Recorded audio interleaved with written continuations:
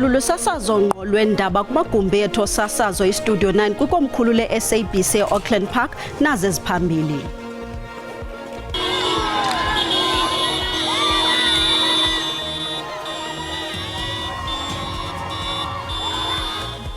Yimincili kweli jikelele njengokuba abafundi befumene iziphumo zabo zematriki.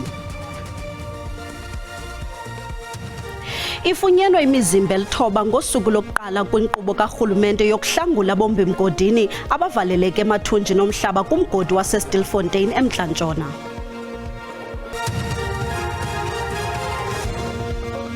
Ndizibulisene kuni Mzontsundu ndingalibasanga Maseko mandikhawuleze singene emxholweni.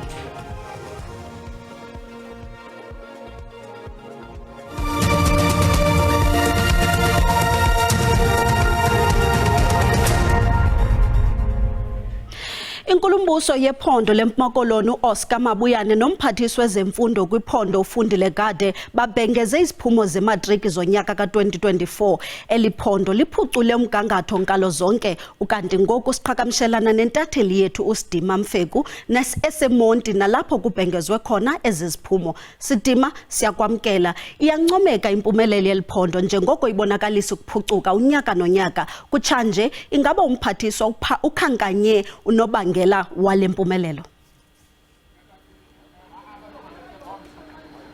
Mandibulise kuwelisa ndibulise nakubabukeli. Eyona nto esinoyithetha into yokuba iphondo leMpuma Koloni lithe labona i-pass rate okanye ke izinga lokupasa kwabantwana abebesenza ibanga leshumi phaa ku-3.9%, nto leyo ibabeka ku-84.98%, ibanika loo nto u-85%. Uthe ke umphathiswa wesebe lezemfundo apho kweli phondo xa ethetha wathi into yokubana le nto yenziwa yinto yokuba kubekho ukusebenzisana kakhulu phakathi kootishala kwakunye nabantwana kunye nokuhlala, kuba kaloku eyona nto ibalulekileyo ukuze enokuncedisa ekubeni abantwana bakwazi ukufowukhasa ezifundweni zabo, bakwazi ukunikezela iziphumo ezintle ezinjengezi, kukumanyana phakathi kwabahlali nalaa nto kuthiwa yi-SGB kwakunye nabantwana nootishala.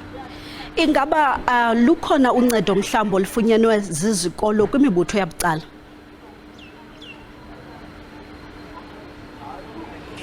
Sinawuqiniseka ngokwenene sithi ikhona uncedo lithe izikolo zalifumana, kodwa ke into esiyaziyo okanye esinoyingqina ingakumbi apha xa sijonga kwibanga leshumi, lungenelelo elithe lwenziwa lisebe lezemfundo kwakunye nabantu abancedisana neli sebe abanikezela mhlawumbi ngokutya, kuba uyawukhumbula into yokuba bekubakho iiklasi eziqhubayo kwizikolo ngezikolo ezenzeka mhlawumbi kumaxesha asewinter, espring okanye ngempelaveki, nalapho khona abantwana bebehlala bekhempishe ezikolweni bedinga ukutya kwakunye nezinye izinto ke ezibalulekileyo abanothi bazidinge ngexa besezikolweni. Ezo nto ke bathi uthe umphathiswa xa ethetha apha into yokubana ezo nto zezinye zezinto abathe bazifumana kubantu abangaphandle okanye kubantu abancedisana neli sebe. Basitsho besithi into yokubana inkqubo ye-feeding scheme nayo ithe yadlala indima enkulu kakhulu kule nto, nalapho khona baqinisekise into yokuba akukho kutya okanye akukho mali ebisuppose uba okanye bekumele isetyenziselwa ukutya ethe yajikiswa ngenxa yento yokuba ingasetyenziswanga. Zonke izikole bezinokutya okungasetyenziswanga bekuthathwa kusiwe kubafundi abebanga leshumi abahleli kwii-camps kwindawo ngendawo abafunda bekuzo. Njengoko besibonile eliphondo kumawongo omphathiswa wezemfundo wesizwe belimelwe ngabafundi abaphuma kwizikolo ezingathathi ntweni. Andazi nokuba ke benikhe nalithatha ixesha lokuthethathethana nabafundi esingabalula kubo uSivikile Majebe nokwazi Sitshenge. Ingaba ke sive okanye sivile ukuba ibiyintoni imfihlo yabo? Eyona nto esinoyithetha malunga nezikolo ezithe zaphumelela kakhulu ingakumbi xa sijonga kwizikolo eziphuma phaa ezilalini ezi ke abantu bathi xa bathanda ukuthetha into yokuba azithathi ntweni, singatsho sithi zezona ezitshotshe entla ezikwitop 3 yephondo leMpuma Koloni ezithe zapasa kakhulu. Esibalula kuzo iChris Hani East, Amathole East kwakunye neAlfred Nzo West. Ezo ke zizikolo ezithe zaphuma emagqabini kakhulu xa sijonga kwii-districts zephondo leMpuma Koloni. Eyona nto ke ithe yancedisa kakhulu koku ngoku uthe umphathiswa xa ethetha into yokuba uyawufumanisa into yobana ngamaxesha amaninzi uyawuthi uthatha imali uyinikezele kubantu kwi-regions ezisedolophini kodwa ufumanisa into yobana nabo basemaphandleni okanye ezilalini bayazinikela kakhulu. Uthi ke xa ethetha into yokubana eyona nto eyenza uba kube kanti kunje ngoku kukuzinikela kootishala abasebenza kwakunye nabantwana bezama kangangoko banako ukuqinisekisa into yokuba abantwana bahlala besezikolweni bayafunda ngalo lonke ixesha abangenzi into ngalo.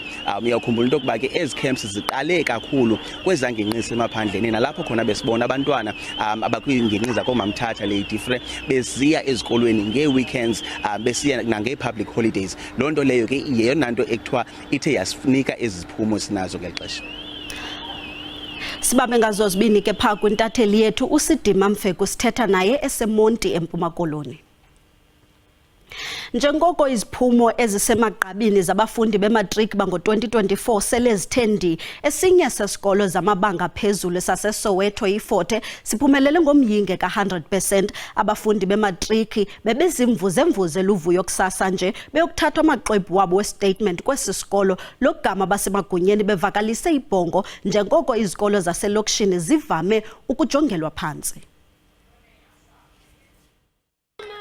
Ekunyamezeleni ukhona umvuzo, lentetho ingqinwe ngenene ngabafundi bematriki abaphuthume bephathelela ngaphaya kweziphithiphithi zelokishi namakhaya atsalanzima kwisikolo samabanga aphezulu iFort saseSoweto eRhawutini. Yeka ke uyolo lwabafundi nanjengoko bebejongisa imibombo esikolweni sabo ukuyokuthatha ubungqina bokubila besoma besiwa bevuka kunyaka ka-2024. Kambe ke badandalazisa inkqubela ebabeke emanqwanqweni womyinge ka-100% kwesi sikolo. I was always ahead of the teacher, always. So when the teacher was teaching the topic in the class, I was always ahead. I made sure that my timetable, my time is just set apart correctly so that I don't clash and be overwhelmed. There's been a lot of hard work. I was always been motivated. So, you know, if you want it, you can get it, but you gotta work hard to get it though. Sure. You can't get it like without putting an effort. Ke babaze ukuxhelelwe xhukwana kwabo ngokuba bevune iziphumo ezibekela ubala ukuzijula kwabo ijacu kunyaka ka-2024. Kunjalo nje banqanisise ithemba abanalo lekamva elithetha nangakumbi. I'm excited to see that all of my work has not been in vain or anything of the sort. So I'm just happy, man. I honestly can't describe myself. I'm honestly just happy and optimistic for what the future holds for me as well as my fellow cohorts. Abasemagunyeni kwisebe lezemfundo bazingomba isifuba ngegalelo elimandla ababenalo ukuqinisekisa ukuba eliphondo lithi xhaxhe ngomyinge ka-3% ukuma koka-88.4% nolibeke kwindawo yesithathu kunkqenkqeza phambili kumaphondo weli olithoba. Isithethi sesebe lezemfundo eGauteng uSteve Mabona ukwaxinisa nempucuko ethe chapha kwizikolo ezisezilokishini. La abantwana baphase bonke akunamntwana ofelile kulesi sikolo into esithabisa kakhulu kwamambala leyo. Bese yabona ukuthi izinkolo ezisemakhaya namkha ezisemzini zenza ngcono nawuzicathanisa nalezi ezisemadrobheni. Ngiyo ke into eyenza ukuthi sihuluphele ukuthi ichuguluko lizaba khona ngoba abantwana benza kuhle. Kananjalo okamabona ubalule icham lenkxasomali ibasari exhamlwa ngabafundi abathathu abaphuma izandla kwizikolo ezingabhatalelwayo ukuze baqhubele phambili nokunxonxotha kumthombo wemfundo enomsila. Ukanti ke bakwaqhwatyole izandla ababafundi ngokuba ngamathandazwe abuphilayo ubuntu nanjengoko bethe banikela ngeempahla zabo zesikolo kwabashiya ngasemva. Ndimlo Lilitha Ntsundwani kwiindaba ze-SABC eRhawutini. Kusenjalo yimincili kwiphondo iKwaZulu-Natal njengokuba liphondo liphinde laziqaqambisa ngokuba kwindawo yesibini kwiziphumo zematriki kuzwelonke. Ukanti ngoku siqhagamshela nentatheli yethu uSimphiwe Makhanya ekwilokishi yaseMlazi eThekwini. Simphiwe, siyakwamkela. Ngokuqinisekileyo yimincili kubafundi apho. Khasixelele zihamba njani izinto? Impela ngibingelele kuwena ngibonge kakhulu. Ngisho ukuthi silapha ke Menzi esikoleni esisenkabeni ke yaseMlazi. Nalapho khona ke lesikole senze ezibukwayo ngemphumela ke kaMatikuletsheni. Lesikole ke singezinye sezikole esijwayeleke nokho ukuthi ke senze kahle uma kabe kuziwa ke emphumeleni ke yawo umatric. Kepha ke kuleli qophelo sothatha lesikhathi ukuthi sikhulume ke nabanye abafundi abasanda nje kuphuma nje emagcekeni esikole ukuzolanda ke imphumela yabo, sizwe ukuthi ngokwabo ngakube kuhambe kanjani ukufunda ngonyaka ka2024. Sisibonga kakhulu ngesikhathi sakho. Sicela uqale sitshele nje igama lakho nesibongo ubusu uyasichazela ukuthi wenze kanjani ukuzuza lemphumelo oyizuzile. Igama uMhlongwa Sibonge. Engikwenzile ukuzuza lemphumela le emihle engizuzile. Eqaleni konyaka ngihlelile ngakwazi ukubona ukuthi yini engigood kuyona. Lengigood kuyona ihlale futhi ibe njalo mase ngabona ukuthi yini ikuphi la engishoda khona. La engishoda khona ngikwazile ukuthi ngicela usizo kontanga ade sifunda nabo nokungayitsheli futhi bekusiza. Bubona nje ukuthi ngathi ngiyahluleka la ucela usizo ungasabi. Nokuhlela kahle izinto uqale ngokubalekile ugcine ngalokhu okubaleke kancane. Yeah. Bangako distinction abathole? Ngithole distinction abahlanu. Uya kuphi nje manje? Nginesifiso sokuya eVets University. Siyabonga kakhulu isikhathi sakho. Ngiyabonga. Okay, ake samukele ke omunye ke futhi umfundi ngaphambi kuba sibusele intambo kone egoli. Sichazela amagama akaphelele sinesibongo nokuthi wena ungathi isiphi isiyalo onaso kulabo befundi abazobe benza umatric kulonyaka. Igama uAnele Nzuza. Into engayiluleka ngomatric 2025 ukuthi bangaphuthi ipressure ukuthi igxile kubona. Ba considerishe kona ukuthi okay umatric userious kodwa bangayifakeli incindezi engako ngoba nasekhaya vele izobe ikhona incindezi. Nanokuthi kumele bayeke impakamo bakwazi ukufunda as groups. Balifune njalo usizo nokuthi bakwazi ukulekelela abanye abafundi ngoba the more ufundisa the more ulwazi likhula nakweni. Bangako distinction obatholela Anele? Ngithole distinction about 6. Uhlela ukuyofundelana? Bengihlele ukuyofundela ioptometry eUKZN Westville campus. Siyabonga kakhulu sikufisela inhlanhla. Ngiyabonga.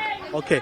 Imbono ke yabafundi la eMenzi High School nala khona ke isikole sakhona siphinde sathola ke ama percent esingathi ke 100% nokusho ukuthi ke bonke abafundi abavile ke ku200 abebekade benza umatric bakwazile ke ukuthi bawuphumelele. Ngizokuqinisekisa ke ukuthi akusona ke isikole senze kahle lapha kulesi ceme singathi sikusona ziningi nezinye ezenze kahle ikakhulukazi ke mawubheka ke imphumela ke yaso isifundazwe eKwaZulu Natal ukuthi sikwazi okokuqala eminyakeni esingathi engamashumi amathathu ukuthi sithole ke esingathi ama matric results acishe afinyelele ke ku90 wama% unjalo ke umuzwa abazali bajabulile abafundi bajabulile kanye nothisha abashoyo ke ukuthi cha imisebenzi yabo bayayibona ukuthi ke ibaletheleni ke abafundi balapha kwaZulu Natal. Siyoqhubeka ke nokukanisa kwezinye izikole lapha ke esifundazweni ukuzwa ukuthi ke abafundi bathini ngalemphumela bayitholile. Sibusele intambo kone egoli. Sibamba ngazo zibini ke pha kwintatheli yethu Simphiwe Makhanya sinika ingxelo eseMlazi.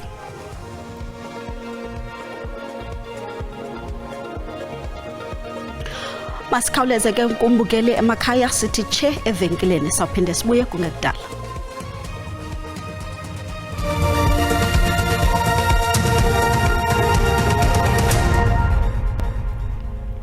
Sinamkele kwakhona xa sihlabela mgama umongameli uCyril Ramaphosa uyincomile iklasi ka2024 ngempumelelo yayo. uRamaphosa uthi impumelelo yabafundi abebebhala iimviwo zematriki kulonyaka uphelileyo ibonakalisa ukuzinimisela nokuzinikela okumandla. Iziphumo zikazwelonke zithe xhaxhe kumyinge we87.3 wepesenti kulonyaka xa kuthelekiswa no82.9 wepesenti wonyaka ophelileyo.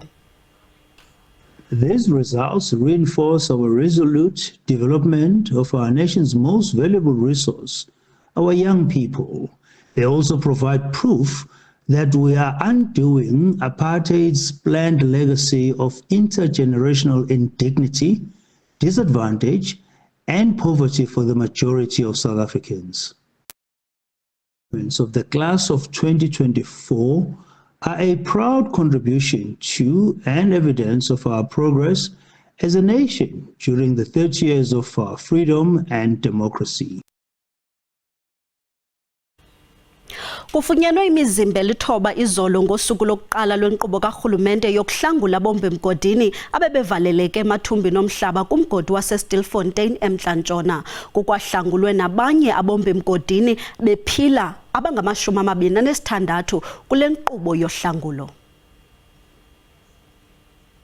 Ngokwengxelo ekhutshwe inkonzo yesipolisa ibambisene nesebe lezimbiwa nezamandla, abombi mgodini abangekho mthethweni abahlanguliweyo baye bahlolelwa izinto ezingekho mthethweni ezifana namasuntswane egolide nemipu phambi kokuba bahlolwe ngaboncedo olukhawulezileyo, ukanti abangaphilanga babalekiselwe esibhedlele. Inkonzo yesipolisa ithi isaphanda izithyolo zokuba ukutya okuthunyelweyo kwakungonelanga wonke umntu kwaye bathinte abanye abombi mgodini abangekho mthethweni ekufumaneni oku kutya.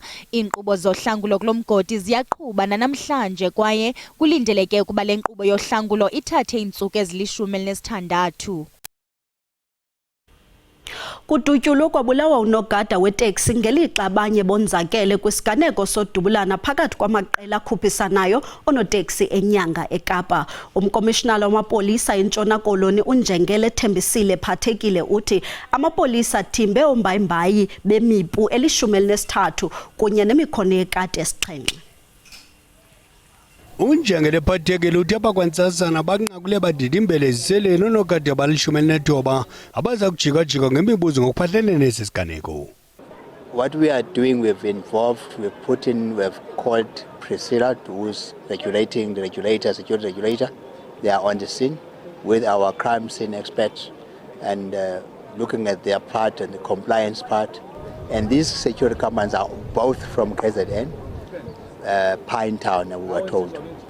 Now, what we want to look at now is whether they still serving the purpose when they shoot at each other like a war zone. Ligqizi lijongene nemiba emilo yoonoteksi kwiphondo eNtshona Koloni eliphanda esesiganeko somntu oonoteksi eNyanga ngale ntsasa utshilo. Ukanti njengesiqhelo ngelixesha sinayo intatheli yezobuchwephesha uSandile Hlangani eza kusincambazisa ngezamaqonga ezonxibelelwano. Sandile, siyakwamkela.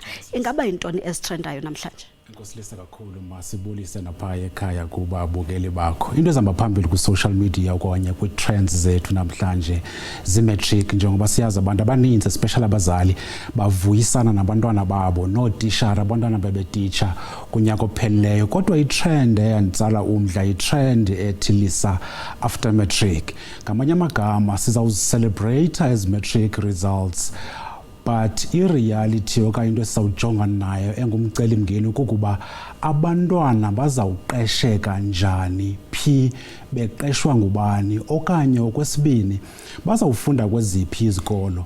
Yeyona nto ibalulekileyo. Le nto ibalulekileyo singabazali ke funeka sijongana nezo nto zimbini, baqeshwa phi, beqeshwa ngubani abantwana.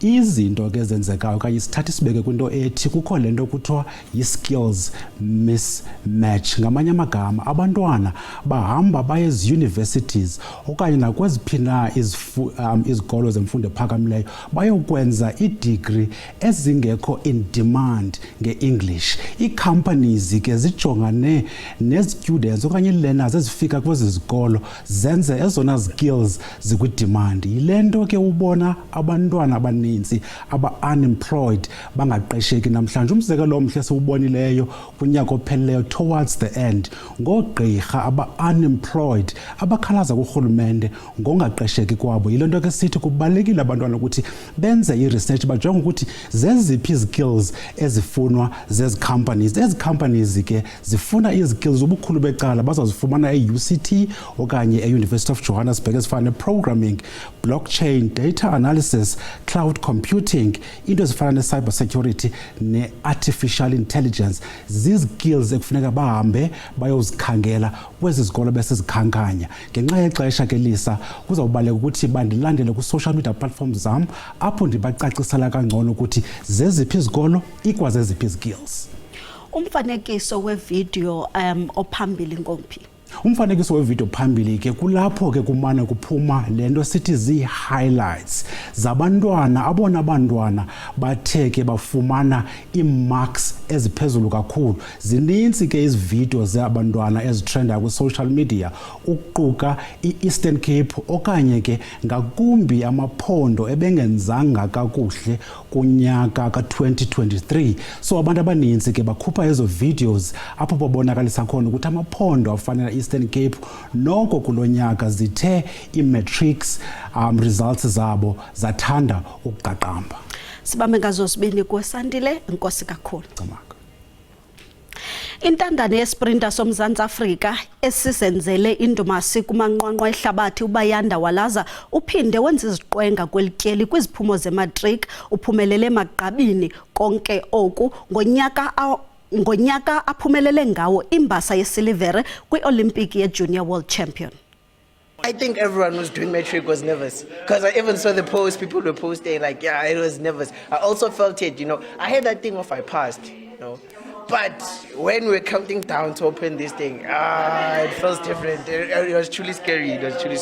And yeah, I'm impressed with how I did. My goals on a track, is to be one of the best athletes that South Africa has ever produced, I want to show up for the country, to be there for the country and fight for the country as well, Fighting for the country is not just going to war and also just representing it, it means a lot and all of that. So I'm still going to continue from what I started. What I started was just a start, God gave me this gift, to showcase into the whole world, so yeah. Kanti ke uWalaza wamkelwe kwiuniversity zeli ezimbini ubuncikane kodwa useza kuthatha isigqibo kuba uza kubheka kweyiphi. Kamnandi mawethu masiphinde sidibane kwixesha elizayo.